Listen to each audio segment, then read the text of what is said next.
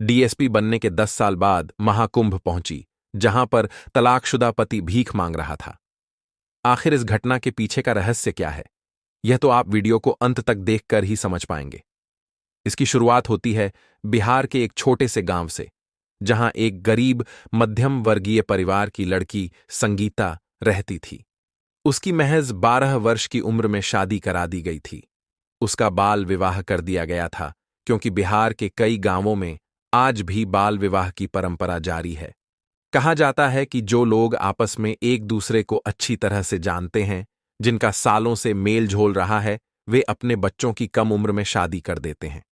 जब वे बड़े हो जाते हैं तो उन्हें फिर से शादी के बंधन में बांध दिया जाता है। उसी प्रकार 12 वर्ष की उम्र में संगीता का भी बाल विवाह कर दिया गया था। अब वह भले ही अपने घर में रह रही थी, लेकिन 18 वर्ष की उम्र होते ही उसे अपने ससुराल जाना था। न तो वह अपने मनपसंद का कोई लड़का चुन सकती थी और न ही कोई बड़ा सपना देख सकती थी कि वह जीवन में कुछ कर सकती है। लेकिन संगीता पढ़ाई लिखाई में बहुत अच्छी थी। बचपन में उसने अपनी हर परीक्षा में बहुत अच्छे अंक प्राप्त किए थे। इसी वजह से स्कूल के शिक्षक भी कहते थे कि यह लड़की बड़ी होकर जरूर कुछ बड़ा करके दिखाएगी। लेकिन बिहार के उस छोटे से गांव के लोगों की सोच भी बहुत संकुचित थी। वे लड़कियों को ज्यादा पढ़ने नहीं देते थे। वे हमेशा उन्हें 6ठी 7वीं तक पढ़ाकर घर के काम काज सिखा देते थे, क्योंकि उनकी यह मानसिकता थी कि लड़कियां पढ़कर क्या करेंगी। उन्हें तो आगे चलकर अपने पति का घर ही संभालना है, तो आखिर उन्हें पढ़ाने का क्या मतलब। यही सोच संगीता के माता पिता की भी थी। संगीता के पिता एक गरीब व्यक्ति थे, जिन्होंने अपने पुराने मित्र के बेटे के साथ संगीता का बाल विवाह करा दिया था।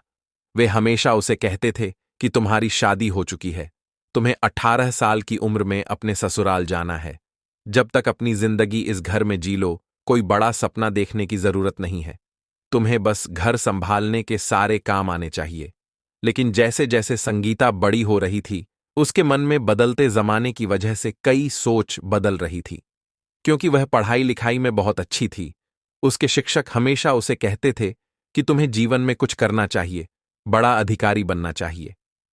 कई बार उसने अपने माता पिता को यह कहना चाहा कि वह एक बड़ी अधिकारी बनना चाहती है, शहर जाकर पढ़ाई करना चाहती है। उसके अंदर उमंग थी कि वह कुछ करके दिखाना चाहती है। लेकिन उसके अंदर यह सब बताने की हिम्मत नहीं थी, क्योंकि गांव के लोग इन मामलों में बहुत कठोर होते हैं।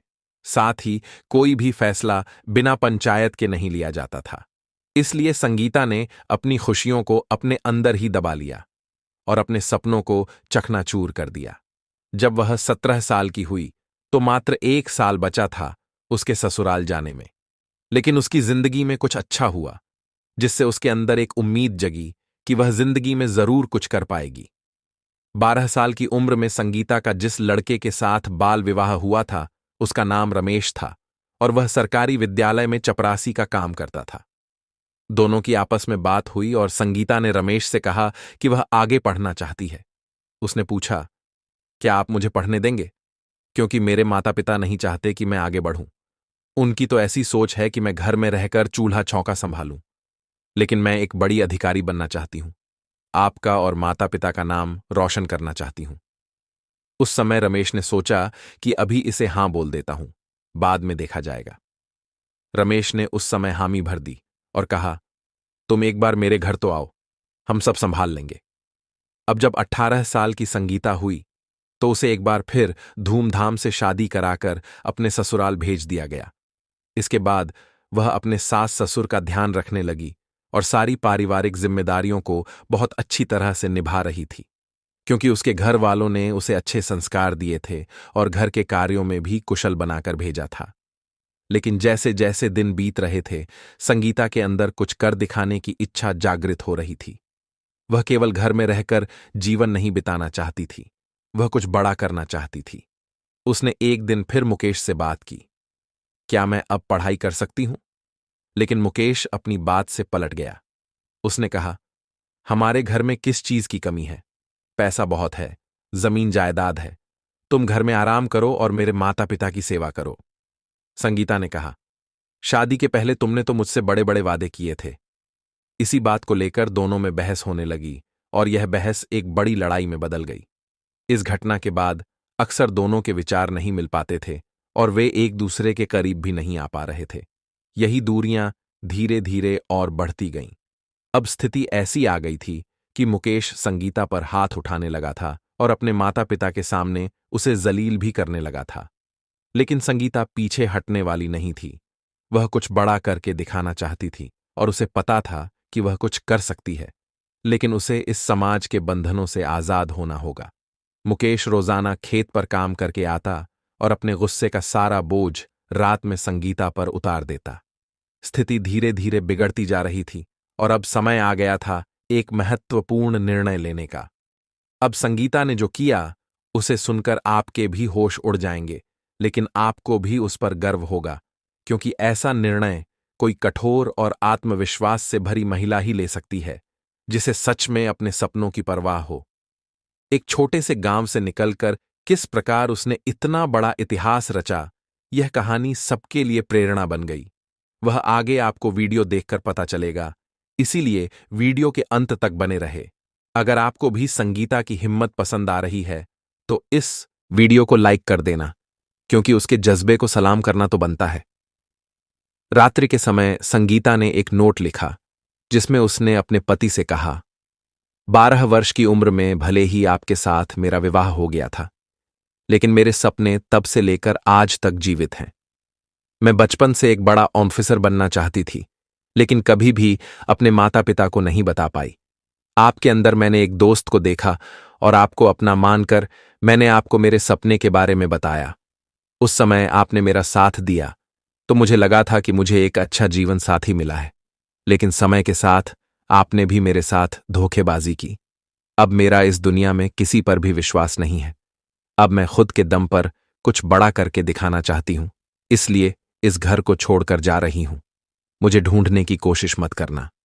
मैं एक दिन बहुत बड़ी ऑफिसर बनकर लौटूंगी। तुम मेरा इंतजार कर सकते हो तो कर लेना। वैसे ही तुमने मेरा बहुत अपमान किया है, लेकिन एक पतिव्रता होने के कारण मैं हमेशा आपकी सलामती और तरक्की की दुआ करती हूं। ये नोट लिखकर उस रात संगीता चुपचाप बिना किसी को बताए घर से निकल गई।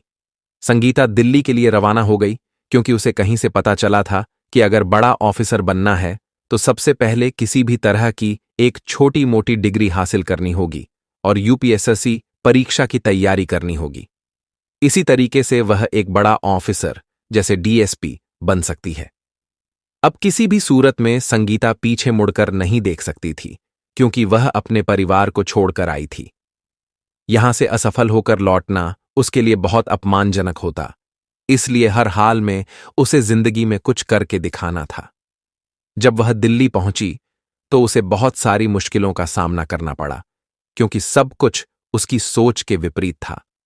उसे लगा था कि वह वहां जाकर सब कुछ संभाल लेगी, लेकिन वहां कई विद्यार्थी कई सालों से यूपीएसएससी की तैयारी कर रहे थे।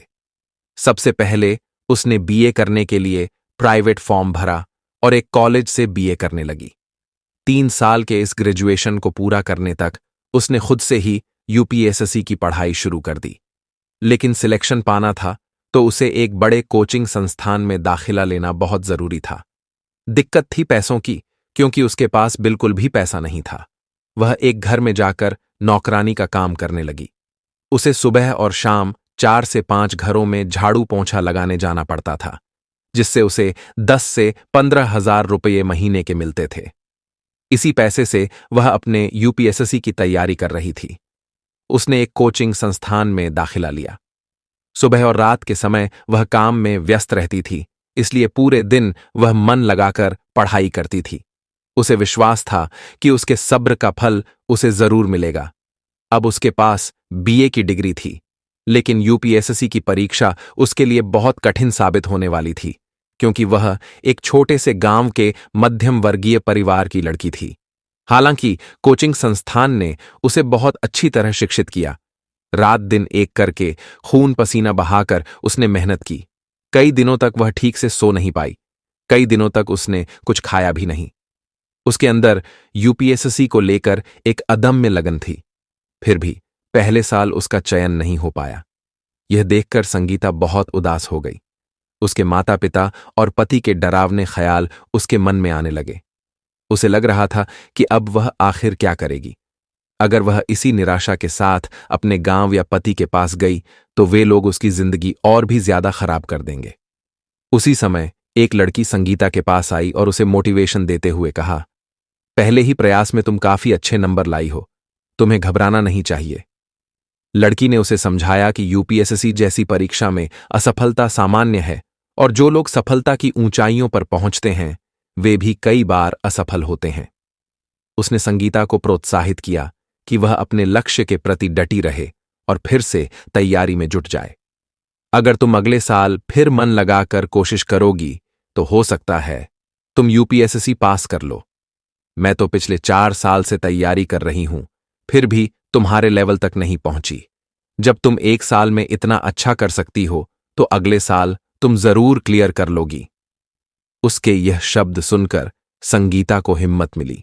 उसके अंदर फिर से एक चिंगारी उठी और उसने सोचा कि अब घर जाकर कोई मतलब नहीं है।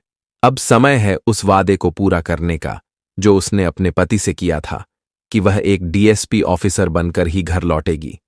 संगीता ने फिर एक बार हिम्मत जुटाई, लोगों के घरों में जाकर सुबह शाम काम किया और दिन में अपनी यूपीएससी की तैयारी के लिए जी जान लगा दी। रात दिन एक करके उसने पढ़ाई की और अगले साल फिर एक बार यूपीएससी का पेपर दिया। कहते हैं ना, किस्मत चाहे हमें कितना भी रुला ले, लेकिन हमारी सच्ची लगन और हौसलों के सामने बदकिस्मत भी सौभाग्य में बदल जाती है। और यही हुआ संगीता के साथ। इस बार की यूपीएससी परीक्षा में उसने पूरे देश में बहुत अच्छी रैंक हासिल की। उसी रैंक के आधार पर उसे डीएसपी का पद सौंपा गया, जो उसके लिए एक बहुत बड़ा सपना था। इस पद को मिलने के बाद उसे गाड़ी दी गई, सरकारी आवास मिला और उसके पास पावर थी। अब वह और भी ज्यादा हिम्मत वाली हो चुकी थी, क्योंकि उसका बचपन का सपना पूरा हो चुका था। अब समय था अपने जीवन को नई दिशा देने का और उन सभी को दिखाने का कि अगर इरादे मजबूत हों तो कोई भी लक्ष्य हासिल किया जा सकता है। उस वादे को निभाने का जो उसने अपने पति से किया था। जब संगीता अपने ससुराल पहुंची तो वहां के दरवाजे पर ताला लगा हुआ था। उसने आसपास के लोगों से पूछा कि रमेश और उनका परिवार कहाँ गया है। कुछ लोगों ने बताया कि वे अचानक घर खाली करके कहीं चले गए हैं। उनके जीवन में कोई बड़ी मुसीबत आई थी, लेकिन असलियत किसी को नहीं पता चली। जिसके बाद संगीता अपने गांव गई, जहां गांव की पहली महिला डीएसपी अधिकारी का सबने बड़े आदर और गर्व के साथ स्वागत और सम्मान किया। गांव वालों की छोटी सोच में एक बड़ा बदलाव आया, क्योंकि उन्होंने देखा कि जिस गांव में लड़कियों को 6ठी 7वीं के आगे पढ़ने नहीं दिया जाता था, उसी गांव की एक बेटी ने इतना बड़ा पद हासिल कर लिया।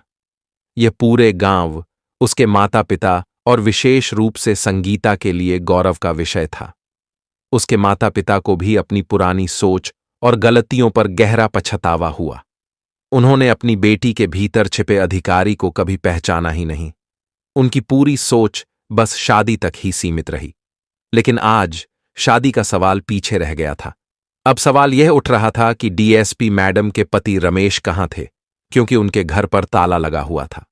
यह रहस्य आने वाले समय में खुलने वाला था। इस बीच प्रयागराज में 14 जनवरी 2025 से महाकुंभ का आयोजन शुरू होने वाला था। लाखों श्रद्धालु संगम में स्नान की डुबकी लगाने के लिए पहुंच रहे थे। ऐसा अनुमान लगाया जा रहा था कि तकरीबन 10 करोड़ लोग प्रयागराज पहुंच सकते हैं। अब इतनी विशाल और अप्रत्याशित भीड़ को नियंत्रित करने के लिए उत्तर प्रदेश सरकार ने देश भर के कोने कोने से कुशल और ईमानदार पुलिस अधिकारियों को सुरक्षा व्यवस्था के लिए प्रयागराज बुलाया। इस बार कई अत्याधुनिक एआई तकनीकों का भी इस्तेमाल किया गया, ताकि भीड़ पर नजर रखी जा सके और सुरक्षा सुनिश्चित की जा सके। अलग अलग क्षेत्रों से विशेषज्ञ अधिकारी और कर्मचारी बुलाए गए थे। संगीता, जो अपने क्षेत्र में लंबे समय से अपनी ईमानदारी और उत्कृष्ट कार्य के लिए जानी जाती थी, को भी प्रयागराज महाकुंभ में ड्यूटी के लिए आमंत्रित किया गया। उसका कार्य न केवल समस्त पुलिसकर्मियों का नेतृत्व करना था, बल्कि भीड़ को नियंत्रित करना, सुरक्षा बनाए रखना और भगदड़ जैसी स्थिति से बचाव करना भी उसकी जिम्मेदारी थी। संगीता के मन में सनातन धर्म और परंपराओं के प्रति गहरी आस्था थी, इसलिए प्रयागराज महाकुंभ में ड्यूटी के लिए बुलाए जाने पर वह बेहद उत्साहित थी। लेकिन उसे इस बात का जरा भी अंदाजा नहीं था कि इस महाकुंभ के दौरान उसके जीवन की सबसे बड़ी घटना घटित होने वाली है। इस घटना से न केवल संगीता का जीवन बल्कि उसके आसपास के लोगों की जिंदगी भी पूरी तरह बदलने वाली थी। आगे आपको पता चलेगा कि जब संगीता महाकुंभ पहुंची तो वह डीएसपी के रूप में अपने दफ्तर में बैठकर अपनी ड्यूटी पूरी निष्ठा से निभा रही थी, लेकिन वह केवल बैठकर आदेश देने में विश्वास नहीं रखती थी। अपनी जिम्मेदारी को और करीब से समझने और देखने के लिए उसने एक पुलिस टुकड़ी को अपने साथ लिया और कुंभ मेले का दौरा करने निकल पड़ी। संगीता खुद यह देखना चाहती थी कि लोग व्यवस्थाओं को तोड़ तो नहीं रहे, गंगा नदी को प्रदूषित तो नहीं कर रहे, या कोई असामाजिक तत्व मेले में अशांति फैलाने की कोशिश तो नहीं कर रहा। वह हर चीज अपनी आंखों से देखना चाहती थी। दौरे के दौरान उसकी नजर अचानक एक व्यक्ति पर पड़ी जिसकी हालत बेहद दयनीय थी। उसके कपड़े फटे हुए थे, चेहरा गंदा और मैला था और वह लोगों से भीख मांग रहा था। पहले तो संगीता ने उस व्यक्ति पर ज्यादा ध्यान नहीं दिया, लेकिन जब उसकी नजर उसके हाथ पर पड़े नाम पर गई तो वह चौंक गई। दरअसल वह व्यक्ति और कोई नहीं बल्कि संगीता का पति रमेश था। लेकिन सबसे बड़ा सवाल यह था कि रमेश, जो कभी उसका जीवन साथी था, आज इस हाल में क्यों था? वह महाकुंभ में भीख क्यों मांग रहा था? संगीता तुरंत रमेश के पास गई। जब रमेश ने संगीता को वर्दी में देखा तो उसके होश उड़ गए। उसकी आंखों में शर्म और पछतावे के आंसू थे। वह घबराहट में कांपने लगा और उसकी स्थिति और भी दयनीय लगने लगी। वह पहले जमीन पर बैठा था, लेकिन संगीता के सामने खुद को संभालते हुए अचानक खड़ा हो गया। संगीता को सामने देखकर रमेश की आंखों में खुशी और पछतावे के आंसू भर आए। वह बोला, तुम मेरी संगीता हो। तुमने जो कहा था उसे सच कर दिखाया। मुझे तुम पर गर्व है। ये कहते हुए उसने संगीता का हाथ पकड़ने की कोशिश की, लेकिन पुलिसकर्मियों ने उसे एक पागल समझकर धक्का देकर गिरा दिया। संगीता ने तुरंत उन्हें रोकते हुए कहा, रुको, ये मेरे पति हैं। मैं इन्हें पिछले कई सालों से ढूंढ रही थी, चाहे इन्होंने मुझे मन ही मन तलाक दे दिया हो। लेकिन जब मैं इन्हें छोड़कर गई तब से ही मैं तलाकशुदा महसूस कर रही थी। इसके बावजूद मैं इन्हें कभी भुला नहीं पाई, क्योंकि मैंने इनसे वादा किया था कि एक दिन डीएसपी बनकर जरूर लौटूंगी। लेकिन मैंने कभी सपने में भी नहीं सोचा था कि मुझे मेरे पति महाकुंभ में भिखारी के रूप में मिलेंगे। यह सुनकर वहां खड़े सभी पुलिसकर्मी हैरान रह गए। उन्हें यकीन नहीं हो रहा था कि उनकी डीएसपी मैडम के पति इतने सालों बाद इस स्थिति में मिलेंगे। यह नजारा वास्तव में भावुक और चौंकाने वाला था। संगीता ने रमेश से सवाल किया, आखिर तुम्हारी ऐसी हालत क्यों हो गई? हमारा घर परिवार क्यों टूट गया? सब कुछ बर्बाद क्यों हो गया? रमेश ने सिर झुकाकर सच्चाई बतानी शुरू की। मैंने सबसे पहले अपने किए हुए वादों से मुंह मोड़ लिया। तुम्हारे साथ झगड़ा और लड़ाई करना मेरी आदत बन गई थी। तुम हमारे परिवार को संभालती थीं, सुख और सौभाग्य का माहौल बनाकर रखती थीं। रमेश ने भावुक होकर कहा, तुम हमारे घर की लक्ष्मी थी। तुम्हारे रहने से हमारा परिवार एकजुट था और घर में धन धान्य और सुख शांति बनी रहती थी। लेकिन जब मैंने अपने गुस्से और अहंकार में तुम पर अत्याचार करना शुरू किया, जब तुम पर हाथ उठाना शुरू किया, तब से ही हमारी दुर्गति शुरू हो गई। जब तुम वह नोट लिखकर हमारे घर से चली गई, उस दिन से हमारे जीवन में अंधेरा छा गया। मैंने तुम्हें ढूंढने की बहुत कोशिश की, लेकिन तुम कहीं नहीं मिली। तुम्हारे जाने के बाद ऐसा महसूस हुआ जैसे हमारे घर से साक्षात लक्ष्मी रूठ गई हो। हमारी किस्मत हमसे छिन गई हो। तुम्हारे जाने के बाद एक भयानक दुर्घटना में मेरे माता पिता का देहांत हो गया। मैं घर में अकेला पड़ गया। इस अकेलेपन और गहरे दुख ने मुझे अंदर से तोड़ दिया। डिप्रेशन में आकर मैंने नशे की लत लगा ली। नशे में पागल होकर मैंने वह सब कुछ गंवा दिया जो कभी हमारा था। धीरे धीरे मैंने अपनी सारी जमीन बेच दी। कर्ज इतना बढ़ गया कि मुझे अपना घर भी बेचना पड़ा। रमेश ने अपनी बात जारी रखते हुए कहा, मैं सड़कों पर आ गया। मेरी हालत धीरे धीरे और खराब होती चली गई। भूख, बेबसी और अकेलेपन ने मुझे तोड़कर रख दिया। मेरे पास न घर बचा न पैसा। अंत में मैंने भीख मांगना शुरू कर दिया। समय के साथ लोग मुझे भिखारी कहकर बुलाने लगे। वहीं से मुझे अपनी असली औकात का एहसास हुआ। आज मैं इस महाकुंभ में इसलिए आया हूं क्योंकि यहां लाखों श्रद्धालु आ रहे हैं। मैंने सोचा संगम में स्नान कर लूं ताकि मेरे पापों से मुझे मुक्ति मिल सके। मैंने जो तुम्हारे साथ किया उसका पश्चाताप कर सकूं। लेकिन यहां भी मैं सिर्फ भीख मांग रहा हूं। संगीता, तुम्हारे सामने आज मैं बहुत छोटा महसूस कर रहा हूं। तुमने जो सपना देखा था उसे पूरा कर लिया। तुम बहुत बड़ी बन गई हो और मैं अपनी गलतियों की वजह से बर्बाद हो गया। मेरी सारी गलतियों के लिए मुझे माफ कर दो। रमेश की बात सुनकर संगीता के दिल में हलचल मच गई। उसे अपने पति की हालत पर तरस आया। उसकी आंखों में आंसू भर आए, क्योंकि रमेश की सच्चाई ने न सिर्फ उसके दिल को झकझोर दिया, बल्कि उसे भी कहीं न कहीं अपनी गलती का एहसास कराया। संगीता ने सोचा और कह कि कर्मों पर निर्भर करेगा। रमेश ने सिर झुका लिया। उसकी आंखों में पछतावे के आंसू थे। वह पूरी तरह से टूट चुका था, लेकिन संगीता की बातों ने उसे फिर से जीने की उम्मीद दी। उसने अपनी गलतियों को स्वीकार किया और ठान लिया कि वह अब एक नई शुरुआत करेगा। संगीता ने उसका हाथ अपने हाथ में लिया और कहा, अगर तुम सच्चे मन से बदलाव लाने की कोशिश करोगे तो तुम्हें इस जीवन में फिर से एक मौका मिलेगा। हम सभी इंसान हैं, हमसे गलतियां होती हैं, लेकिन हमें उन्हीं गलतियों से कुछ अच्छा सीखने की कोशिश करनी चाहिए। संगीता ने हमेशा अपने दिल की सुनी और अपने सपने को पूरा करने के लिए कठिनाइयों का सामना किया। उसने कभी यह नहीं सोचा कि समाज क्या कहेगा या लोगों की राय क्या होगी। उसने अपनी मेहनत और संकल्प से यह साबित किया कि यदि इरादा मजबूत हो तो कोई भी मुश्किल राहें आसान हो जाती हैं।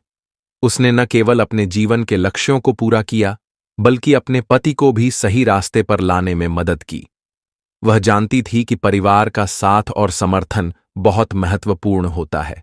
अपने पति की परिस्थिति को सुधारने और उसे एक नई शुरुआत देने का निर्णय संगीता ने पूरी निष्ठा और प्यार के साथ लिया। धीरे धीरे उनका जीवन फिर से सामान्य हुआ। लोग यह देख रहे थे कि एक महिला ने अपनी मेहनत और विश्वास से अपने पति और परिवार को कैसे पुनर्निर्मित किया। संगीता का यह संदेश सबको प्रेरणा देता है कि जीवन में चाहे जैसे भी हालात हों, अगर हम खुद पर विश्वास रखते हैं और संघर्ष करते हैं तो हम किसी भी ऊंचाई को छू सकते हैं। इसने यह भी साबित किया कि अगर समाज और परिवार का समर्थन हो तो कोई भी लड़ाई अकेले नहीं लड़ी जाती। हम सभी को अपने सपनों की ओर बढ़ने और किसी भी स्थिति में अपने कर्तव्यों को निभाने की प्रेरणा लेनी चाहिए। चाहे वह लड़का हो या लड़की, हमें अपनी उड़ान भरते रहना चाहिए। दोस्तों, यह वीडियो एक अत्यधिक संदेशपूर्ण कहानी पर आधारित था। इस कहानी से हमें यह महत्वपूर्ण शिक्षा मिलती है कि हमें जीवन में कभी हार नहीं माननी चाहिए और किसी भी चुनौती का सामना करने के लिए हमें अपनी मेहनत और इरादों को मजबूत रखना चाहिए। साथ ही यह कहानी रिश्तों और परिवार के महत्व को भी उजागर करती है और हमें यह सिखाती है कि सही दिशा में सोचकर हम अपने जीवन को बेहतर बना सकते हैं। हमारा उद्देश्य न तो किसी को दुखी करना है, न ही किसी की भावनाओं को आहत करना। हमारा उद्देश्य सिर्फ आपको जागरूक और सतर्क बनाना है, ताकि आप इन प्रेरणादायक कहानियों से कुछ सीख सकें और समाज में सकारात्मक बदलाव का हिस्सा बन सकें। दोस्तों, यह कहानी कोई साधारण कहानी नहीं है। यह एक वास्तविक घटना पर आधारित है और हमने केवल नाम और स्थान बदलकर इसे प्रस्तुत किया है। अगर आपको यह वीडियो पसंद आया हो तो कृपया इसे लाइक करें और कमेंट बॉक्स में जय श्री राम लिखें। साथ ही हमारे YouTube channel fire crime story hub को सब्सक्राइब करके बेल आइकन को दबाना न भूलें, ताकि आप ऐसी और प्रेरणादायक कहानियों से जुड़ी रह सकें। आप सभी दर्शकों को बहुत बहुत धन्यवाद। जहां भी रहें, सुरक्षित रहें और सचेत रहें। अपना कीमती समय देने के लिए फिर से धन्यवाद और हम जल्द ही एक नई कहानी के साथ फिर से मिलेंगे।